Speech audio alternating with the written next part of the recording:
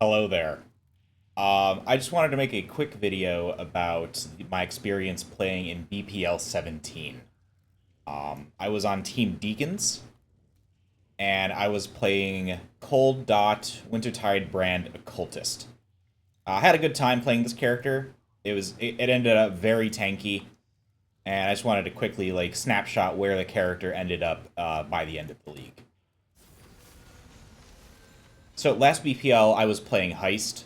This time, I didn't want to do that. I wanted to try something different.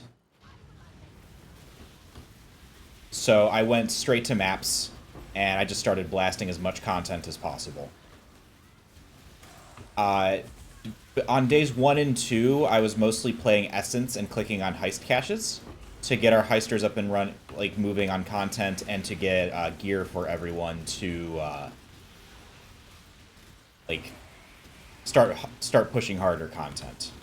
So I was a little starved on gear in the first couple of days, but by day 2, they got some stuff made for me, and I ended up pretty tanky. Oh, that's a lot of stacked decks. Ping has been a little wonky as well, but that's not their fault, of course.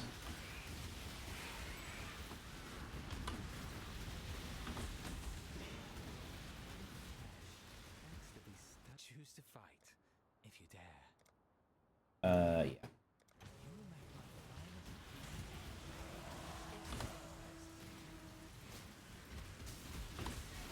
Yeah. Today, day 3, we were finishing up our last race objectives. And I'll talk a little bit more about what I was doing today, since that memory is very fresh in my mind once I finish up this map. But yeah, the gameplay is pretty simple. Attach 3 Wintertide brands to a single target, press Vortex and Vol Cold Snap for larger stuff.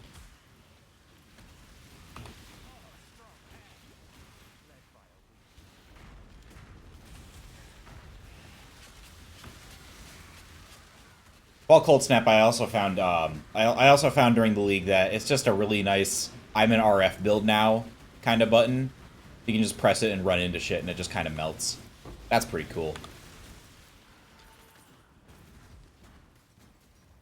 The one downside for this build is, just like RF, the single target is very bad.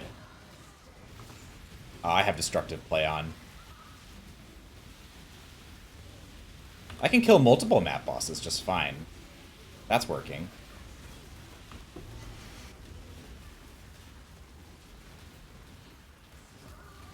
Brand Recall to move the...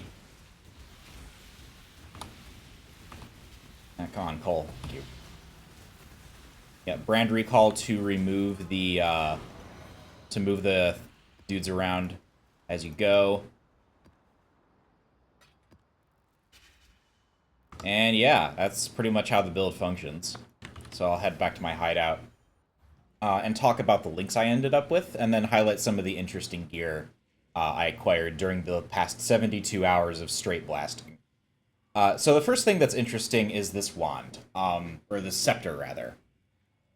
So in planning for this build and this race, I started with Shock Central's Cold Dot Occultist for Everyone guide, and he has some really interesting instructions for making this very, very quickly. It takes about 20 essences to hit.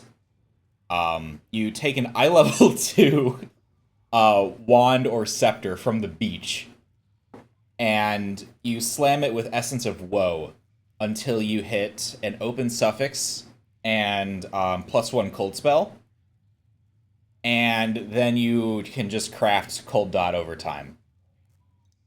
So getting this, once we actually had essences to use on it, this was really fast, and this was a massive upgrade I got.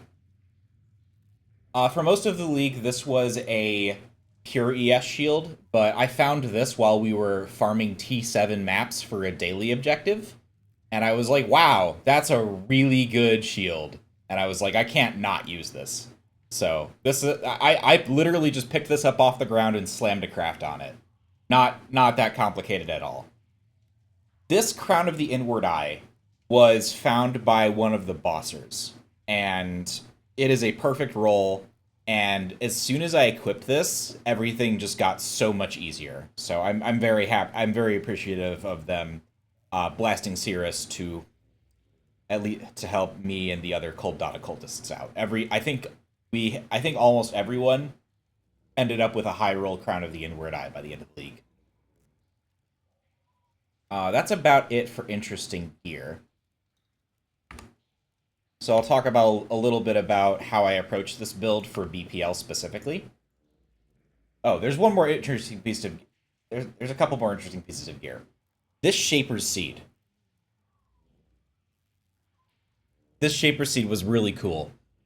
This Merc gives Purity of Ice and Discipline, and this one can't drop, and this one happened to drop with increased aura effect. So I'm getting a lot more energy shield. Like in Hideout without the Merc's effect, I have 43-47 energy shield, and if I go to an actual zone, 43-47 turns into 55-77. That is a substantial increase, and that is the result of a replica of Victario's Charity and this Shaper Seed increasing that specific aura's effect. The other thing this mercenary is doing is it is also giving me Purity of Ice, which is increasing my cold resistance all the way up to 237%, which is a lot. And I'll just do some quick math here. 237 divided by 4 is roughly 59. Combined with this mastery, +1 to cold damage over time multiplier for each 4% overcapped cold resistance. Oh, overcapped cold resistance. I can't read. Wow, okay, hang on. Alright. So... yeah, so that's 237 minus 79 divided by 4. Okay, yeah, alright. So it's not as good as I thought, but still, 39% dot multi for my damage, that's really strong. So I'm really happy that I was able to find a Merc with that. It is fairly low level, and I was having some issues with it dying. I did try to shore that up a little bit by giving it as much like straight life as I could possibly give it. And it's fine, but it's not great. Like, you can see, like, I found this Merc in, like, level 2. I found this Merc in, like, tier 2 maps. It was a fucking mess. Eye of Malice was an item that I was using initially. They found this pretty fast, and it helped a lot getting going. So I'm super happy about that. This is a Venter's Gamble that they picked up. It's just there to fix resists. It's not doing anything interesting. Okay. So let's talk about passive tree. And as I pull this up, I'll highlight 2 more items, because items live in the passive tree too. This is a Watcher's Eye that someone found, and it synergizes really nice with the Merc. Faster energy shield recharge while affected by discipline, that's great. And then fire and lightning and then some fire and lightning damage gets shifted to cold while affected by purity of ice, which means that 10% of that fire and lightning damage is going to hit my 79% cold res. And it's probably going to be pretty impossible to penetrate on that damage. So this has made me very, very tanky, which is quite nice. The other thing I found is this Abyss Jewel, which I'm just straight up socketing right into the tree. I mostly got this for the Corrupted Blood immunity, but it also had life and increased effects of cold ailments, which has been really, really nice. Initial BPL is a 3-day private league with that plays like Group SF, so getting this kind of stuff early is not going to happen. So to solve Corrupted Blood, I was originally taking Asylum, and I had the Corrupted Blood Protection Mastery spec'd. So that's what my tree looked like for a while. As soon as I got this, it saved me 1, 2, 3, 4, 5, 3 passive points, because I had to allocate over here. Late into the league, I made the decision to allocate Sanctum of Thought, because I just found I was getting popped by stuff, and I figured, oh, that's probably a crit. So I got that in there. One deviation I made from Shock Central's guide is I chose to run Divine Shield. I was talking with one of my other friends about this, and they were like, "Oh, you're running Armor ES. You should probably be taking Divine Shield. Why isn't that happening?" And I was like, "Oh, that's a great question. Why isn't that happening?" And it also paths through all these strength nodes that I desperately, desperately need. So I was like, "Yeah, it's a no-brainer." So that's more ES regen, which is really nice. What other changes did I make? I kept these life nodes in, and I had Heart and Soul allocated for a while as well. The jewels were there. Um, Shock Central's tree runs cluster jewels. I didn't want to put a whole bunch of strain on our crafters, so I decided to go without those for the entire league. I'm sure my damage would go up considerably if I had them, but I'm not upset that I didn't have them, because it made me significantly tankier. And that transitions nicely into what I was working on today. One of the last races, or one of the last points objectives that we had to go do was cumulative depth, right? Between the entire team, not including the whole Nico digs for you, we had to go down 5,000 units in Delve. And we were running extremely low on sulfite scarabs. So one thing I decided to do to help out was I spec'd out this Atlas tree for Nico. We were also trying to drop synthesized maps and like influence maps to do a different goal, so that's separate. But I spec'd out an Atlas for Nico, and I tried to get as much map effect and quant into the tree as reasonably possible. And I was basically acting as a living sulfite scarab. So I would bring people into 8 mod maps, and I would... and what I was doing was I was putting 4 normal at Zeri fragments in the map device, because I only had 4 sockets for the map device at the time. Yeah, so I would just put 4 of them in the map device.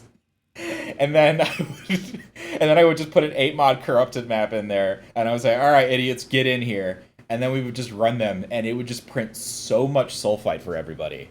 And we got that done.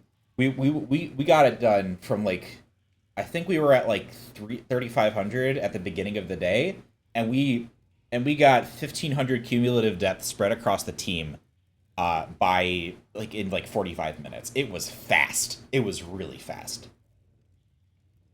So that's one thing I worked on.